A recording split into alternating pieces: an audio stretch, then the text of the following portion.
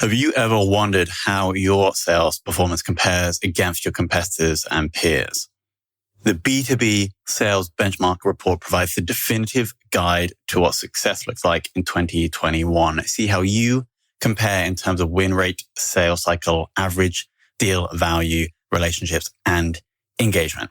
You can see the results and get the full report at ebster.com/B2B-sales-benchmarks.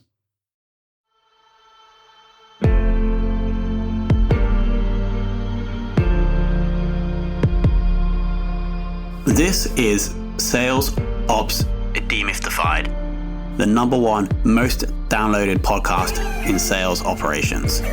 We invite the brightest minds in sales operations onto the show to deconstruct the why, what, and how behind rep productivity, forecasting, metrics, and all things revenue. This podcast is brought to you by Ebster, the leading customer engagement platform for Salesforce.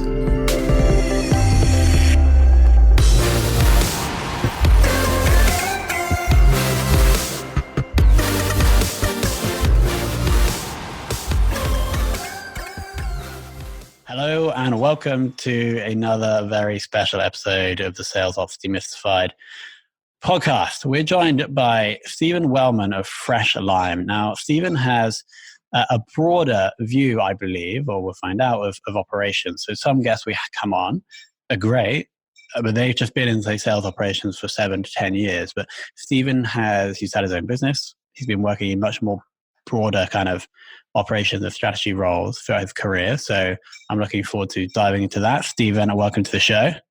Thank you. Happy to be here. And was that an accurate introduction in that you should be able to give us a more broader sense of how sales ops would fit into a growing B2B business?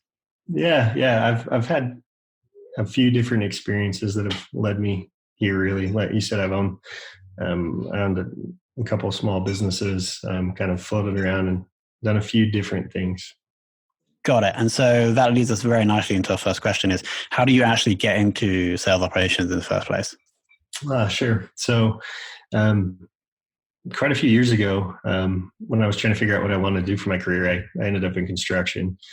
I did that for a little while, ended up running a construction company, and that led to me starting my own construction company, which led to a few interesting opportunities. But what I found is that was really physical. I didn't really enjoy that, but I liked the puzzle components of it, taking a set of plans, really making sure that those plans would work and figuring out how do we take this thing and turn it into a real actual thing that's useful and what the owners really expected and wanted. And through that led into me getting into software. I worked for a Salesforce consulting company for a little while and really enjoyed putting together systems, processes, companies, sales teams. Really enjoyed that. And that led to working for a company called InsideSales.com, or they just rebranded their Zant now. But that was really interesting. So in that specifically, their tools are designed around sales teams and sales ops teams specifically, really trying to organize and structure sales reps' days, making sure pipelines are prioritized, forecasting, things like that. And I really enjoyed that. I got to work with a lot of big enterprise Fortune 500 companies, got to restructure a bunch of sales organizations. And it was fascinating to me the way that sales organizations work and the systems of process, the tools. And I really enjoyed that. But I wasn't fully in operations at that point. I was doing best practice consulting and reorganization and structure, but very specific pieces of sales was involved with that. And the opportunity that I'm in now came up. It was a small startup company. I think they had about 30 employees at the time I came on. The whole business was being run out of spreadsheets, and really came on to implement the systems and processes to help grow and scale the company and get them out of spreadsheets and turn them into a real significant company. Got it. So you talk about FreshLime, right? Yeah. Cool. And are you the first kind of operations resource there? Yes. Awesome. And how many sales reps at the moment? Right now there are, I think there's 12. 12 sales reps and just you. And you're not just sales ops, right? You're strategy and operations. Correct. Yeah, I do finance, customer success, some marketing operations, kind of all of it. Got it. And do you report into the COO? Yes. Got it. Awesome. I get, yeah. And so you're now looking at all these various different departments, and then you're just you're also, you have the view of the sales operations. How does your the view of the different types of operations, do you see it's just the same thing, or you're like, okay, today I'm going to look at sales operations, I have to focus on this? How do you approach your day-to-day work? That's a good question. So obviously the teams are very different and the needs can be different, but one of the reasons why I enjoy doing so much is it's really the prospect and customer life cycle, right? And marketing, how are we targeting them? How are we getting in front of these people? How are we getting it in, nurturing them, and then getting them over to sales, ensuring that they have a good experience there, right? The value proposition, messaging, and all that's accurate. And then handing them over to the customer success team for onboarding, value realization, and, long-term success. So it can be very different depending on where it is I'm working or what I'm working on. But I enjoy the life cycle of it beginning to end. So I enjoy that, where some people like to be more targeted or focused depending on how big the company is and the work you have to do. Got it. And I actually see that businesses are obviously shifting more to this revenue operation thing, right? And I see the advantage of that as more of a consistent journey for the customer, right? So you might have one amazing person in the business of sales operations. So the sales process is extremely slick, but then they get to success and it's just like a shambles. So this is why I like speaking to more general operations people, because I assume then there's more consistency over the life cycle. Would you agree? Yeah, totally. I think I'm seeing really two different methodologies in how those operations teams are ran. I like all of it rolling up through a revenue operations function, and I've seen a lot of businesses that have a sales ops team that rolls up through sales ops, customer success through customer success, marketing through marketing. But I think it can create, to your point, a bit of a disjointed experience sometimes. And if those different teams don't know what they're doing when they're working in the same tools, they can potentially, get in each other's ways or cause issues, unknowingly. So I prefer having a revenue operations role or function, and all of those sit in that team. They might work directly with sales or marketing or whoever it may be, but they're up to the operations organization. And I think, to your point, it creates a streamlined experience. It helps with communication and collaboration, reporting, visibility, all of that. Got it. So as we're moving away from spreadsheets, what sales tech do you have in place right now? Yeah. So for our marketing, we use Mautic and Pardot as our marketing automation tools. We use Salesforce as our CRM, and we use Inside Sales, or rebranded as Zant, for our sales cadence tools and a little bit of predictive intelligence as well. They're really good at helping us score all the leads that we have coming in and figure out what's work. We use Zora for finance and our CPQ. And then we use a company called Certify for our e-sign and collecting payment methods through signatures. And then on the customer success side, we use Churn Zero.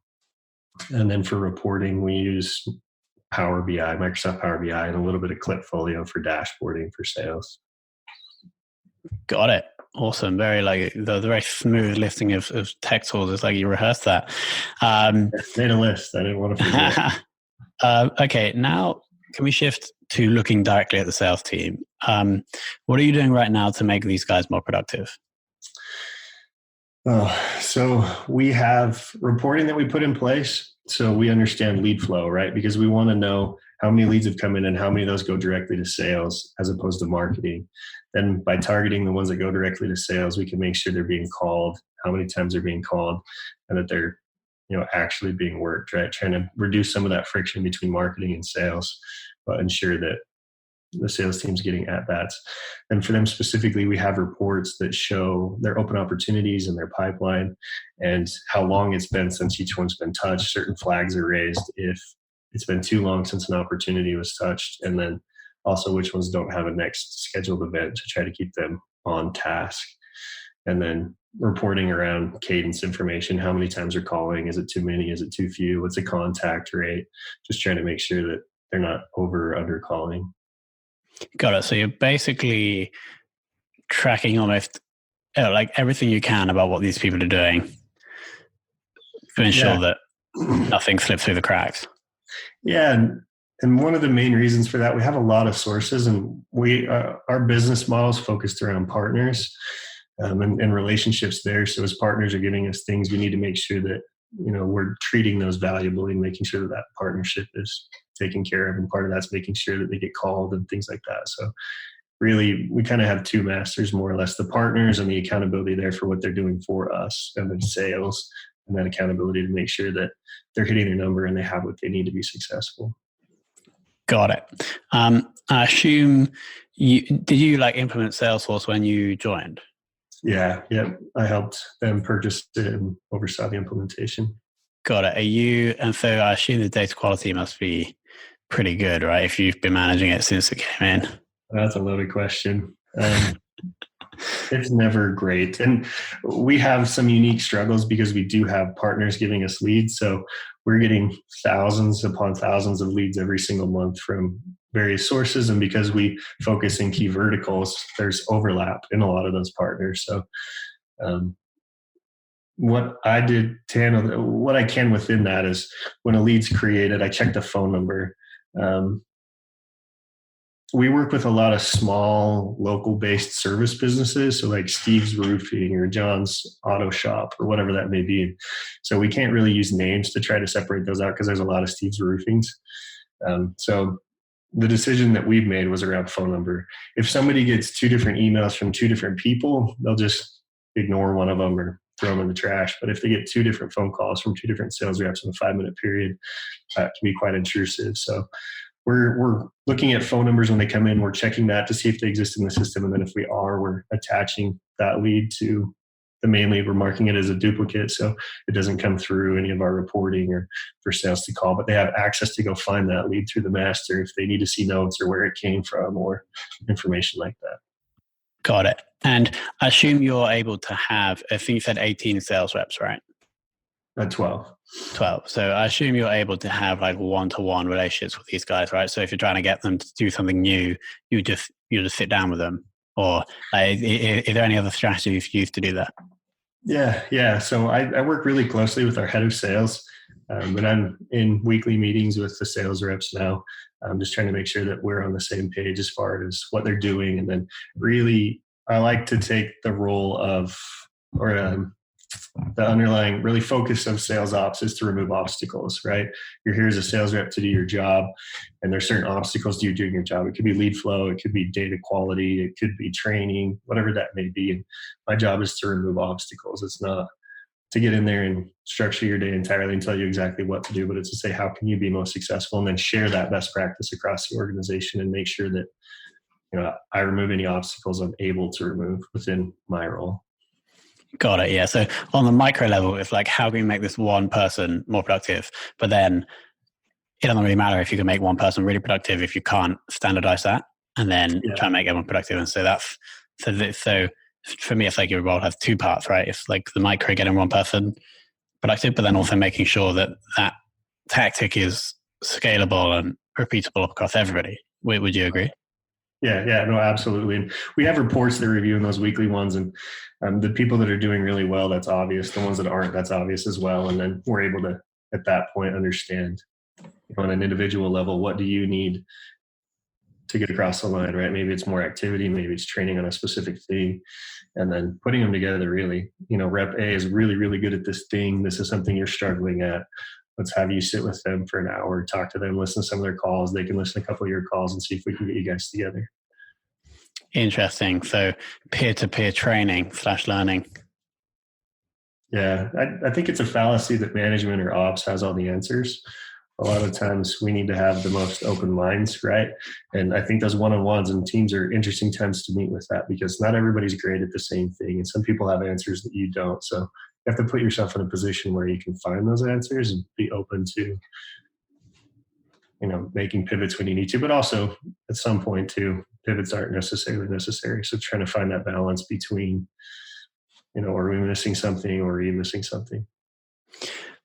So every episode we pull out one thing and use it as a quote for the episode. And I think we just found the quote, and that is, it's a fallacy that managers / operations have all the answers.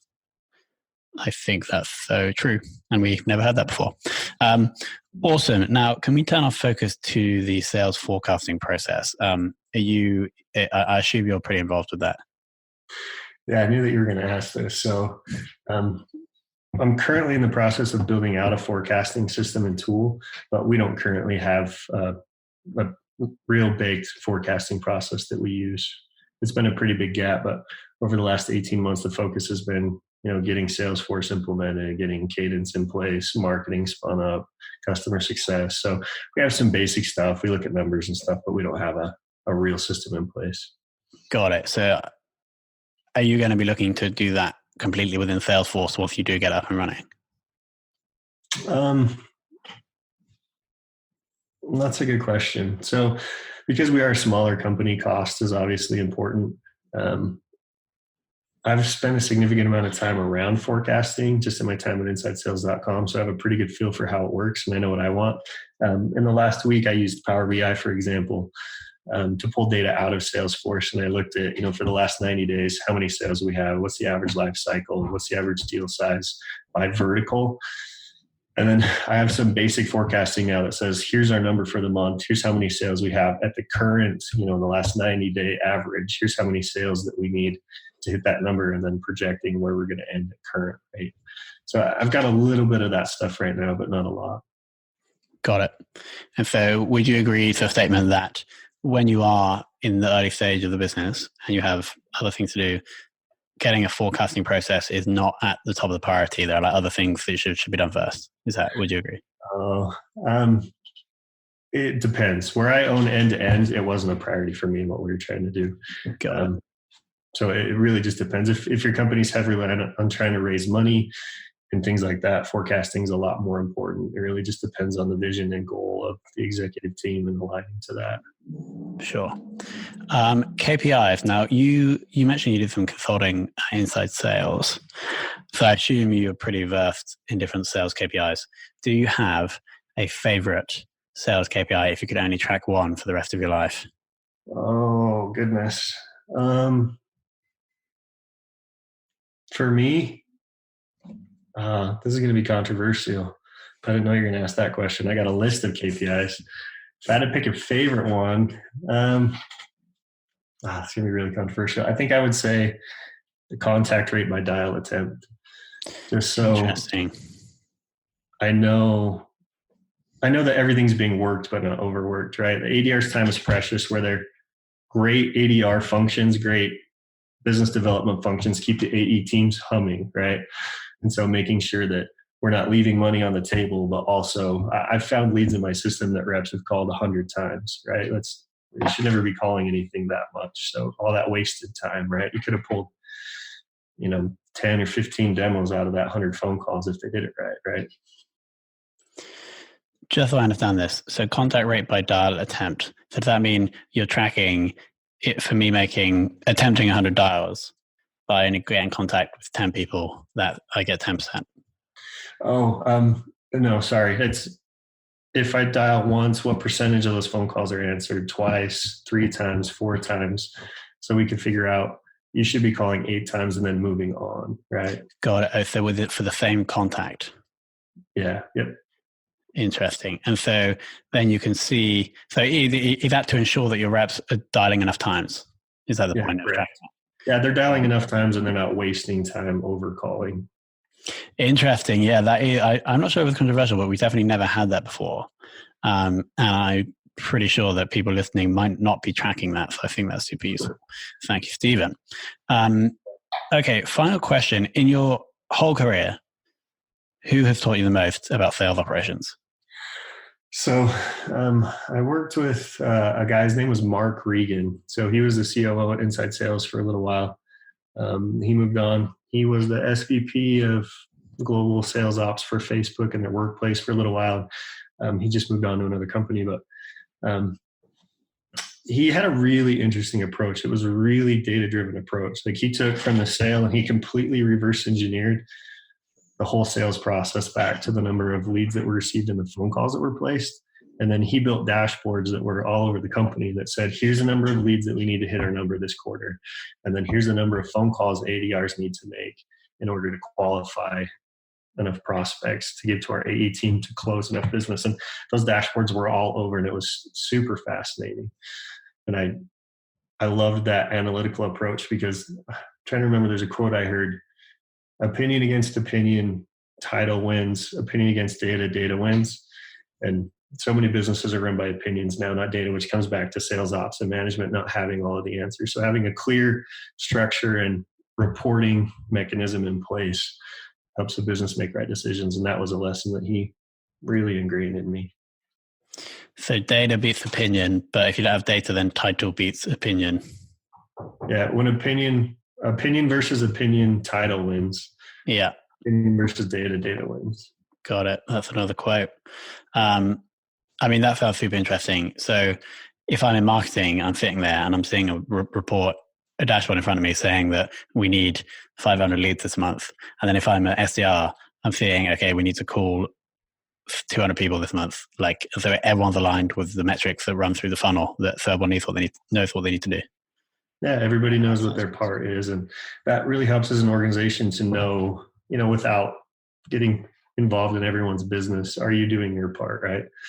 And what does it take? And then that tells you too, like, if it's too many calls per rep, we need more rep. If we can't afford more reps and there's, something broken in our system, right? We don't close at a high enough rate, our CAC's too high, whatever it may be. Got it. And it's also going to, like, not in a bad way, but add social pressure to people, right? If you're like an SDR and you're like, have done less calls than everyone else in your team and the team's behind the goal, you're probably going to do it, so you don't face rejection from the social circle. Right. And that can be that a lot of people frown on that type of visibility, but I think it's incredibly valuable because if you are behind, it's going to do one of two things, and it's become quite apparent, right? You're either going to realize that you're struggling and you want to make it work, and you'll figure out how to make it work, and you'll look for that help, and you'll look to your managers and your teammates to remove those obstacles, or you make excuses, you don't really want to do it, and it becomes quite clear that you're not the person for that job. Right? And then you're out. You're more suited to. So, Stephen, do I see you walking around the office, checking all the numbers and checking people's attitude and then kicking them out if they're I'm joking. No, I'm sure you're not that harsh. As an operations role, and this is important, I own the numbers. So I own the visibility of the numbers, making sure that each department has the data that it needs and the reports that it needs to make the decisions that are necessary to run it. But I'm not accountable for those numbers, and I'm not the ones talking to the reps about them hitting their numbers or not. Got it. That's the distinction. Okay, awesome. Well, I got a page full of notes. Here are the things that I liked. I liked our little chat about consistency over the life cycle, and you can do that with a more basically feeding into the revenue ops function. The quote, it's a fallacy that management has all the answers.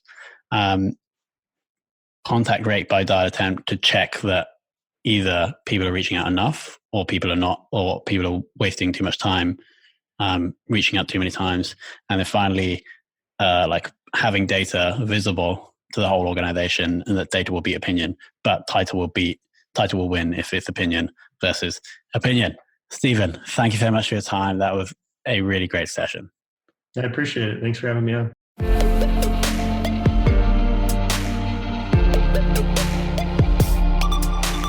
Thank you for listening to this episode of the Sales Ops Demystified podcast. If you are listening on a podcast listening application, then please subscribe, rate, and review. And if you have any questions about the show, if you know a guest, or if you have any questions about sales operations, just hit me up at tomhunt@ebster.com. That's tomhunt@ebster.com.